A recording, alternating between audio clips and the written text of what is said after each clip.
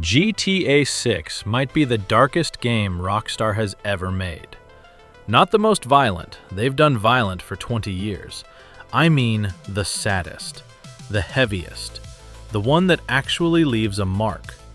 And to show you why I think that, I have to start somewhere you really won't expect. Not with a trailer, not with a leak, with a true story from 1934. Bonnie Parker was 23. Clyde Barrow was 25. They robbed gas stations and small banks across a country that was broke, starving, and furious at the banks, which is exactly why half of America quietly rooted for them. It ended on a back road in Louisiana, May 1934. 6 lawmen, 130 rounds in a few seconds. Bonnie and Clyde died together in the front seat of a stolen Ford, right where they'd spent the last 2 years of their lives. That's the story Rockstar picked for GTA 6.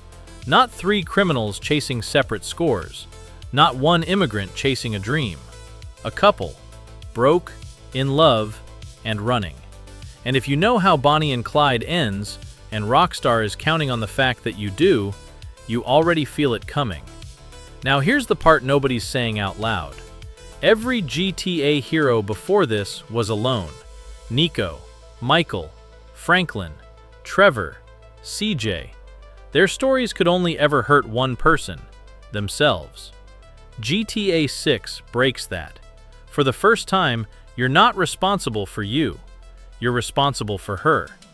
And the darkest thing this game can do isn't kill you off in a cutscene. It's let you fail her. Fast disclaimer, because you know how this channel works. Rockstar has shown us almost no actual plot. 2 trailers, a few bios, some region descriptions. So everything past this point is built only on what they've confirmed. When I'm reading between the lines, I'll tell you. No made-up leaks, just the pieces on the table and where they're pointing. Let's get into it. 2 people, 1 fate. GTA 5 had 3 protagonists. Be honest, they ran solo. You flip between Michael, Franklin, and Trevor like TV channels. 3 separate stories taped together. Take one of them out, and the other 2 stories still work fine. GTA 6 isn't giving you 3 characters. It's giving you a couple. Jason and Lucia. Confirmed dual leads. Instant switching, no loading screen. A dual control mode where they pull jobs together in the open world. This isn't a crew. It's a relationship. And that one swap rewrites every stake in the game. And look at the cover art. GTA 5's cover gave Michael, Franklin, and Trevor each their own separate panel. 3 men, 3 boxes, 3 stories. Jason and Lucia share a single panel, 1 frame. And every other piece of that cover, the heist, the boat, the gator, the supercar, sits around them. Rockstar is showing you what the center of this game is before you've even opened the box. Because the story isn't riding on a person anymore. It's riding on the thing between 2 people. And that is a far more fragile thing to hang a tragedy on. In GTA 5, the worst case was a bullet finding Michael. In GTA 6, the worst case is the 2 of them stop trusting each other. The system already broke them. Look at how they start. Not metaphorically, literally the first frames. The very first image Rockstar ever showed the world of GTA 6 was Lucia in a correctional facility. Talking about bad luck. Before we knew the map, the cars, the year, we knew she came from a cage. She's out now, on what her bio frames as one more shot at getting it right. She lived in Liberty City, and every crime she's ever pulled, she pulled for her family. Jason's no freer. Ex-Army, raised around scam artists, now running product for traffickers down in the Keys, out of a boatyard owned by a man named Brian Heater, living rent-free in exchange for moving drugs. Translate that. Jason starts the game already owing a dangerous person. The clock's running before you even touch the controller. These aren't thrill seekers looking for a rush. They're 2 people the world already chewed up and spat into a corner of Florida. Lucia starts in a cell.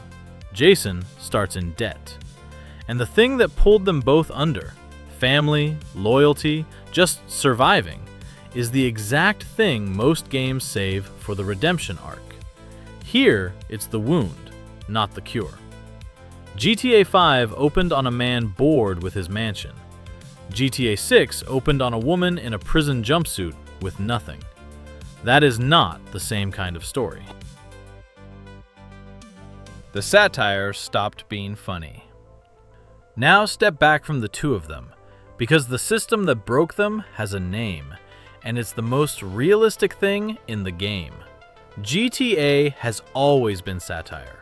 Reagan greed in the first Vice City, the 2008 crash in GTA 4, tech bro vanity in GTA 5. But the joke always kept its distance, exaggerated, too much to be real. GTA 6's satire might be the darkest the series has ever done, because the exaggeration is gone. Rockstar's own words.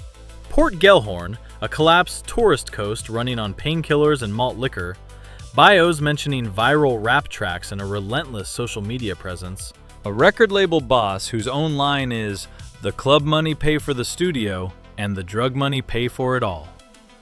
A rap duo chasing a second viral hit. A phone that films your own crimes so you can farm clout off them. That's not a parody of America. That's the news. And remember at the start, Bonnie and Clyde were broke kids in the Great Depression, made into folk heroes by a country that hated the banks. Same desperation, same rot. Broke people pulling crimes while everyone films it.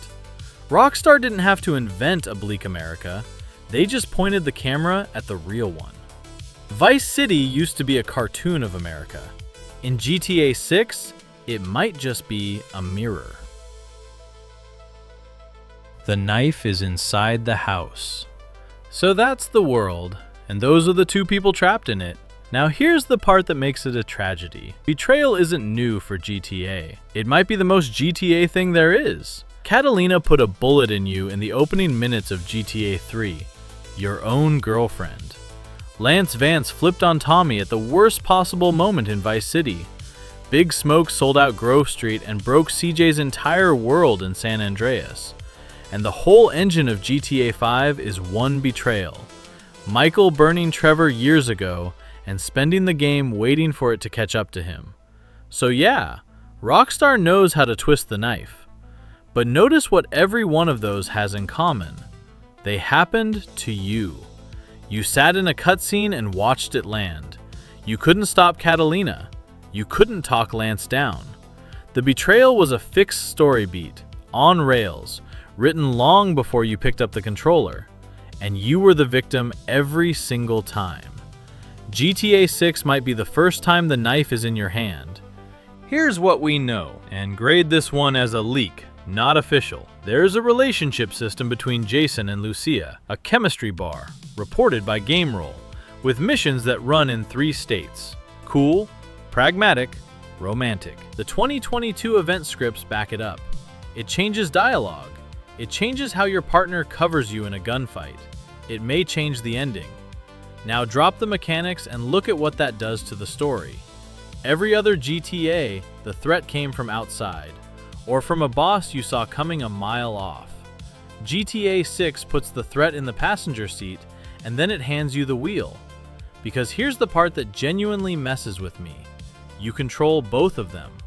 So if this goes where Bonnie and Clyde stories go, if one of them turns, breaks, sells the other out to survive, you're not watching a betrayal happen. You're performing it. Both sides of it. For the first time, GTA might make the player the one holding the knife. Why this could beat RDR2 and GTA 4. Now let's defend the big claim, because Darkest Ever has to get past 2 giants. GTA 4, Niko Bellic. A man who crossed an ocean for a clean life and found the exact same blood he was running from. Personal, internal. A story about whether a violent man can ever stop being one. RDR2, Arthur Morgan. A slow death and a man trying to become good way too late to count. Still wrecks people years later. Both are masterpieces. But notice what they share. They're about one man's soul. Nico's story could only break Nico. Arthur's could only break Arthur. The tragedy started and ended inside the guy you were playing. GTA 6's darkness, if it lands, is something Rockstar has never tried. It's not internal, it's between two people. The question isn't, will I survive, or will I be redeemed? It's, will I get her out of this, or am I the reason she doesn't make it?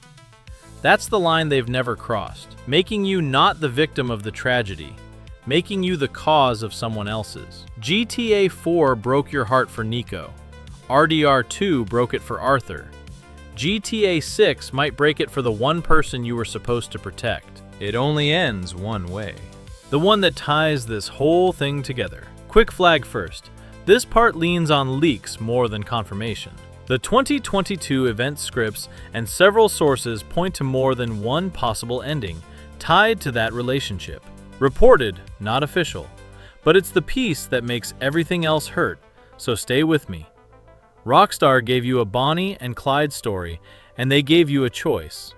Those two things fight each other on purpose. You're going to spend the whole game convinced you can steer it somewhere good. Get out clean. Go legit. Vanish to the islands with the money. Bonnie and Clyde thought that too. The darkness isn't a sad ending sitting at the end of a hallway waiting for you. It's that the game lets you hope, lets you make the calls, lets you believe you earned the good one, then takes it apart over a decision you made 10 hours ago and already forgot about. You can fail her, and the game will make sure it was your fault. RDR 2 told you exactly how Arthur's story ends and dared you to feel it anyway. GTA 6 might hand you the wheel and let you crash it yourself. So, darkest story Rockstar's ever told? We won't know until November 19th. None of this is confirmed plot. It's the shape Rockstar keeps pointing at. Two people the world already failed. One bond the game lets you damage. A crime couple legend history says only ends one way, in an America too real to call satire anymore. But if even half of it lands, this isn't just their darkest story. It's the first time the tragedy is yours to cause. And here's the tell. Rockstar is launching this thing as, their words, a single-player experience. No online at launch, no multiplayer distraction, no lobby to escape into. They're betting the biggest game ever made on you caring about two people. So tell me, do you think Rockstar actually pulls the trigger and lets you fail her? Or do they give Jason and Lucia a way out? Drop it in the comments. Let's argue. Subscribe and ring the bell. I'll see you in the next one.